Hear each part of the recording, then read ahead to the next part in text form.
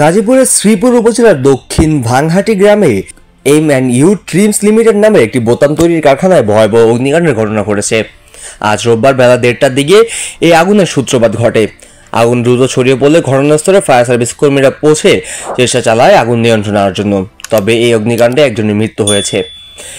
গাজীপুরের ফায়ার সার্ভিসের উপসহকারী পরিচালক মোহাম্মদ আল মামুন একজনের মৃতদেহ উদ্ধারের বিষয়টি নিশ্চিত করেছেন, তবে তার পরিচয় তাৎক্ষণিকভাবে জানা যায়নি। স্থানীয় বাসিন্দাদের বরাতে জানা গিয়েছে, আজ বেলা 1:30টার দিকে কারখানার গুদামে আগুন লাগার পর ধোঁয়া ও আগুনের শিখা দেখতে পান স্থানীয়রা।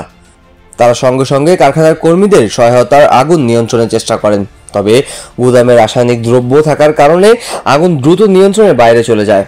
দ্রুত আগুন অন্যান্য অংশে ছড়িয়ে পড়তে থাকে। স্থানীয় বাসিন্দা মোহাম্মদ ওমর ফারুক বলেন, আমরা গুদাম ঘরের উপর টিনের চালের ফাঁক দিয়ে আগুনের শিখা বেরোতে দেখি। তারপর আমরা এগিয়ে গিয়ে দেখলাম পুরো কারখানার ভেতর রাসায়নিক ও প্লাস্টিকের দ্রব্য মজুদ ছিল। কারখানার কর্মী মোহাম্মদ নজরুল ইসলাম জানান, হঠাৎ করে আগুন দেখতে পাই, আমরা চিৎকার শুরু করি। স্থানীয়রা আশঙ্কা করছেন যে আগুন আশেপাশে বাড়ির ঘরে ছড়িয়ে যেতে পারে, তাই তারা নিজেদের ঘরের মালামাল বাইরে নিয়ে আসেন। এই বিষয়ে কারখানা কর্তৃপক্ষের সাথে যোগাযোগ করা সম্ভব হয়নি। গাজীপুর ফায়ার সার্ভিসের উপসহকারী পরিচালক মোহাম্মদ আল মামুন জানান, আমরা দ্রুতই ঘটনাস্থলে পৌঁছে আগুন নিয়ন্ত্রণে কাজ করেছি।